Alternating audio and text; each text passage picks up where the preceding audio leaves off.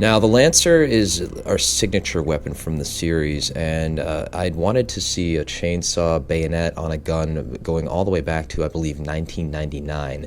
And it took years for us to have a chance to create this new IP and create this great new weapon. And when I first pitched it to the other leads, they were like, really? Really? And I'm like, yeah, dude. And they're like, why is that cool? I'm like, because it's a chainsaw attached to a gun. It's two great things that go together. It's like a chocolate and peanut butter, right?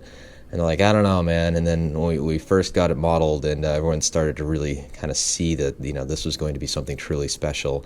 And then once we got the first chainsaw attack implemented, in which the camera swooped over to the side and the blood was spraying and Marcus was screaming, everybody's like, all right, this is going to be a big hit, and this is a cool idea to do.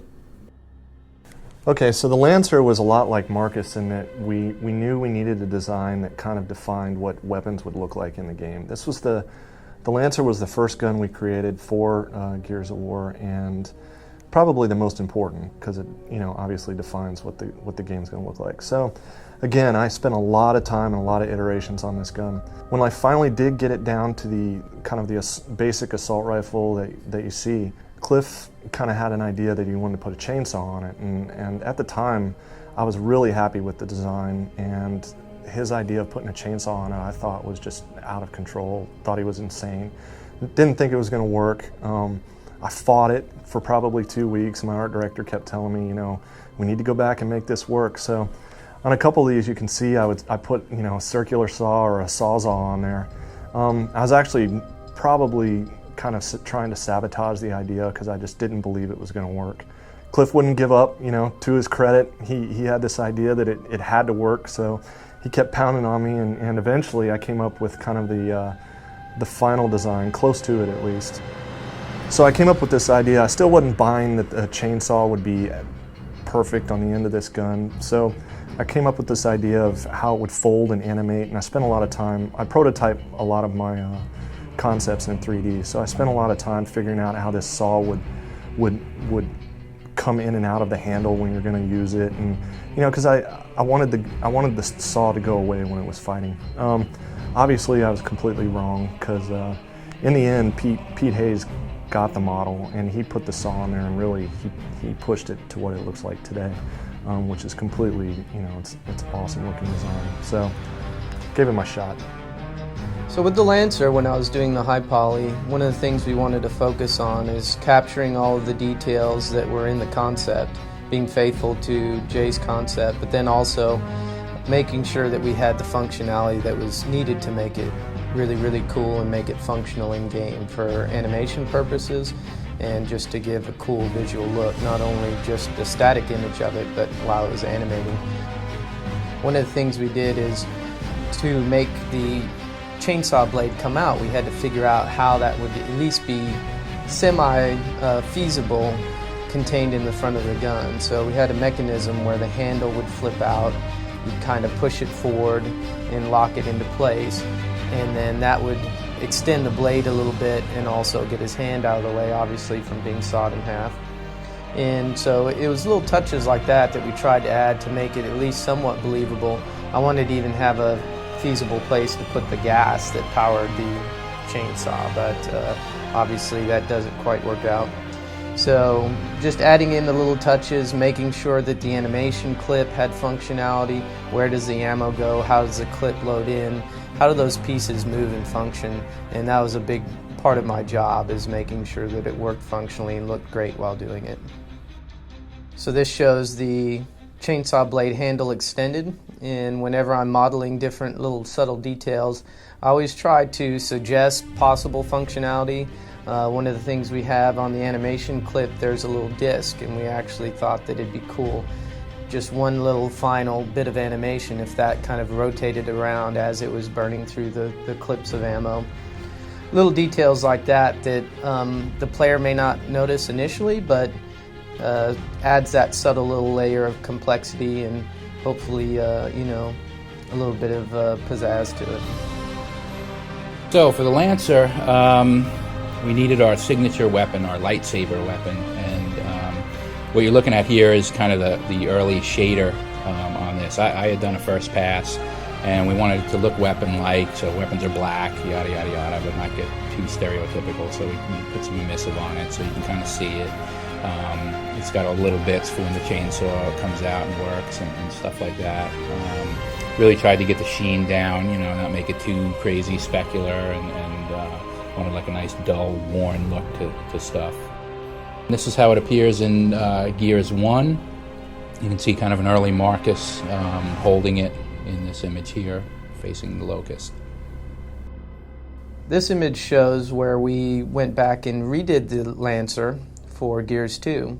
So one of the things we wanted to focus on is make sure that we kept the iconic branding of the Lancer because it's such a well-known image. So we didn't really want to change up the high poly too much or change up the visual image of it.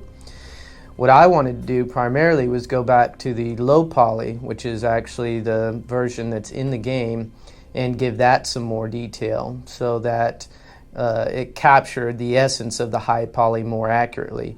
Before, there was a huge difference between the poly count of the high poly and the low poly. So I just wanted to get some more details in there and obviously clean everything up a bit. The other thing that we added on the new version, which is probably the only thing that visually changed, and even that change is fairly subtle, is we wanted to redesign the scope. Because when you've got the Lancer, a lot of the times you're in the over-the-shoulder targeting mode where you're zoomed in and you're looking down the barrel of that Lancer for quite a bit of the game. So we weren't too happy with the scope and just how clean that was on the top of the barrel of the weapon. So we went in and designed a new scope. Jay gave me another concept, and I basically whipped it up in high poly and transferred that to the low poly along with the additional details. So one of the things that I always do with any weapon or anything that has to interact with the character very closely, and I'm dealing with animation, I'm dealing with the other departments, how they're going to implement these weapons and how they're going to be implemented into the game. So I always test them out, and Aaron, our animation guy, gives me a static pose of this is the default pose of how they hold the gun.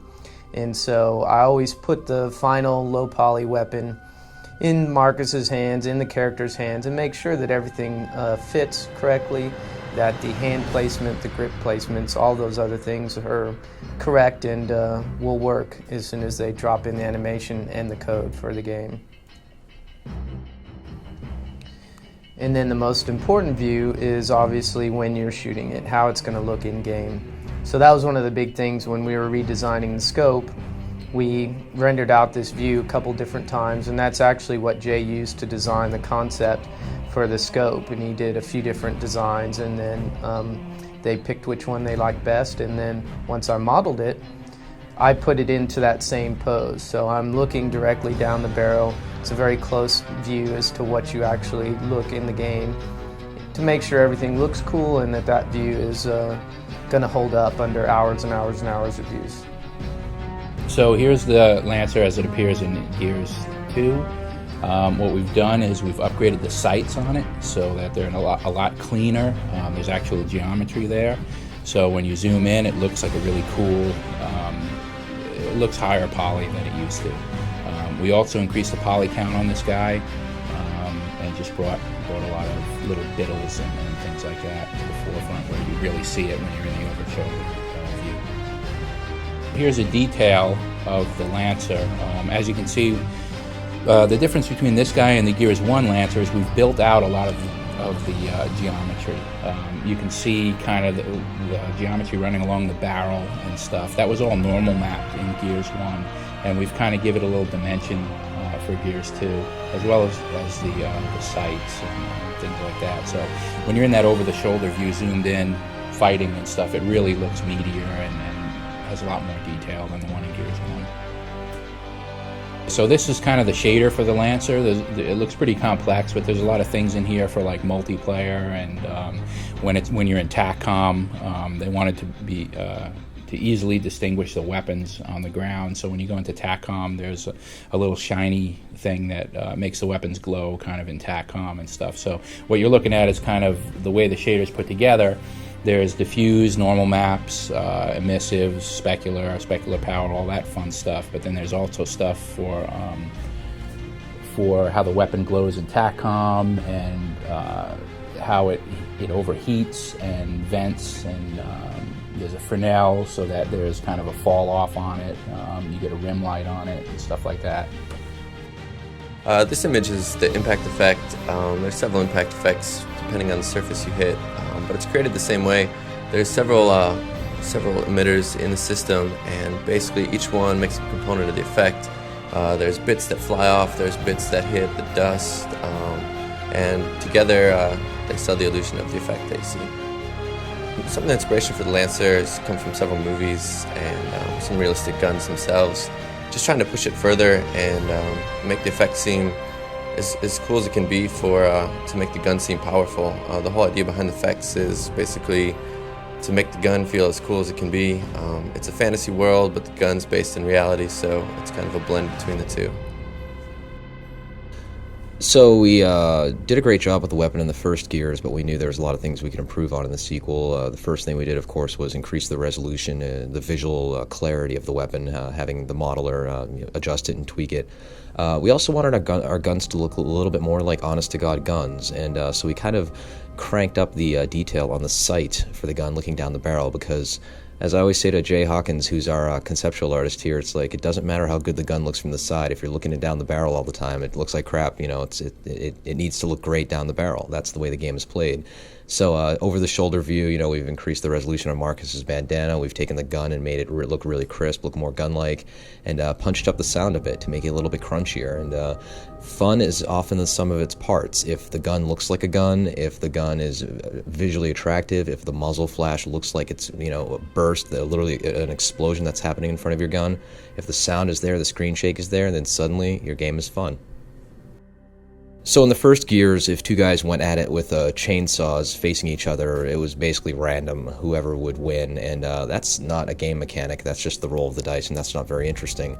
So in Gears 2, we decided to implement the idea of a chainsaw duel, in which two guys go at each other with the Lancers, and they will automatically enter into this very brief but exciting struggle for life or death, and it turned out to be we wanted a very basic game mechanic with this. A lot of the journalists would ask me, how's that going to pan out? Are you going to have to press A, B, X, Y, up, down? And it's like, guys, it's 2.5 seconds. Let's just make it a B button match. Whoever mashes the most wins, and we'll call it a day. And now whenever we play and we see these two soldiers, duking it out with the dynamic light flickering around them and the sparks flying, we know that we have a truly epic moment.